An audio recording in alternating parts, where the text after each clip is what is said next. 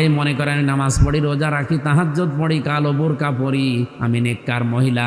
না, আপনাকে আল্লাহ জান্নাত দেবে না। আপনাকে জান্নাত দেবে যদি 4টা গুণ আপনার ভেতরে পাওয়া যায়। 1 নম্বরে, স্বামী যখন বাইরে থেকে আসবে, দুনিয়ার সব কাজ মেয়েদের জন্য তখন সব নিষিদ্ধ, সব শেষ। আপনি স্বামীকে সময় দেবেন, এইটা আপনার আসল কাজ। এরকম বউ আজ বাংলাদেশে নেই, এই কারণে অনেকে পরকীয়া প্রেম করে। যদিও আপনার কাছে রাগ মনে হচ্ছে, খারাপ মনে হচ্ছে, এটাই বাস্তব। পরকীয়া প্রেমের পেছনে দায়ী আমার মনে হয় অধিকাংশ স্ত্রীগুলো। যদি একটু রেসপন্স করে, সময় দেয় নবীর এই হাদিসের দিকে তাকিয়ে, নবী বলেন যখন স্বামী আসবে দুনিয়ার সব কাজ ওই মহিলার জন্য স্থগিত। যত বড় কাজ থাক সব বাদ, স্বামীকে সময় দেওয়া ওর জন্য ফরজ। ওর জন্য কি? স্বামী এসেছে 8 ঘন্টা ডিউটি করে, ও সময় দেওয়া দূরের কথা, ও হাঁসের খাবার দিয়ে নিয়ে ব্যস্ত। তোর হাঁসই বড় হয়ে গেল, ওই হাঁসের গলা টিপে মেরে ফেলা দরকার। দ্বিতীয় নম্বরে, যে স্বামী যেটা পছন্দ করে ওটা যদি জায়েজ হয়, আপনার জীবন থাকতে ওইটা পছন্দ করা লাগবে। স্বামী যদি পছন্দ করে যে আপনি হাতা কাটা ব্লাউজ গায়ে দিয়ে স্বামীর সামনে থাকেন, কোনো অসুবিধা নেই। স্বামী যদি পছন্দ করে আপনি চুল ছেড়ে দিয়ে স্বামীর সামনে থাকেন, কোনো অসুবিধা নেই। আরো যতগুলো চুল আপনার স্বামী দেখবে অতগুলো সওয়াব হবে। স্বামীর চুল না দেখিয়ে উনি মেলায় যাচ্ছে চুল দেখাতে। যত পুরুষ মানুষ আপনার চুল দেখবে, আল্লাহর কসম প্রতিটি চুল কিয়ামতে সাপ হয়ে আপনাকে কামড় দেবে। কোন স্বামী যদি তার স্ত্রীর মাথার উপরে হাত রাখে, যতগুলো হাত চুলের নিচে পড়বে, যত চুলের নিচে হাত পড়বে অতগুলো সওয়াব ওই মহিলা ওই স্বামীর নামে আল্লাহ লিখে দেবে। কোন স্বামী যদি স্ত্রীর হাত চেপে ধরে মহাব্বতে হাসি দিয়ে, যতগুলো গোনা ওই দিনে হয়েছে সগীরা সব আল্লাহ হাতের মাঝখান দিয়ে ঝরিয়ে দেয়। আমরা হাতও ধরি নিজের বর বাদ দিয়ে অন্যেরটা।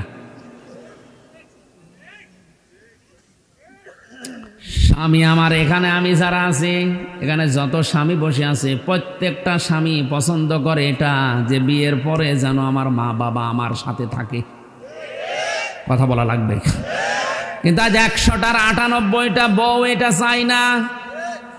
কথা বলুন। এই জন্যই তো বৃদ্ধাশ্রম তৈরি হচ্ছে, এই জন্যই তো আলাদা হওয়ার সিস্টেম বাড়তেছে। খালি বারবার শ্বশুর বাড়ি থেকে ওরে বুদ্ধি দেয়, আলাদা থাক, আলাদা হয়ে যা, ভালো খেতে পারবি। আরে বেটা, ওর পেছনে আজ 25 বছর শ্রম দিলেও যে বুড়ো বুড়ি তারা এখন ডিলেট।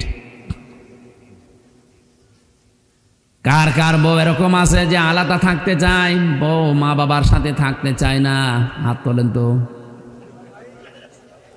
ও, এই এলাকায় এই ওয়াজ করা ঠিক হয়, এই জেলায় নেই। আলহামদুলিল্লাহ, আমি হাদিস বলা বন্ধ করে দিলাম, আমার দরকার নেই। আমি অন্য হাদিস বলছি নাকি? সত্যি কি এরকম এলাকায় গাজীপুরে বৃদ্ধাশ্রম তৈরি হয়েছে কোন কারণে? আপনারা হাত তুলছেন না কোন কারণে? হাত তোলেন, কোনো ভয় নেই, ক্যামেরা আমার দিকে, হাত তোলেন। একজন তাও যে হাত তুলেছে, ও মুরব্বীর বউ বেশি আছে কিনা সন্দেহ। ও তো বউ বেশি থাকা সম্ভব না। 3 নম্বরে, স্বামীর সম্পদ এবং তার সন্তানকে দেখে শুনে রাখবে, ইসলামের পথে চালানোর জন্য চেষ্টা করবে। 4 নম্বরে, স্বামীর মনে দুঃখ দিয়ে কোনো কথা, কোনো বরদোয়া দেওয়া যাবে না, এটা হারাম। পৃথিবীতে ফেরাউনের মতো এত বড় ভয়ঙ্কর নাফরমান জানোয়ার স্বামী কারো কপালে? কথা বলেন না কেন?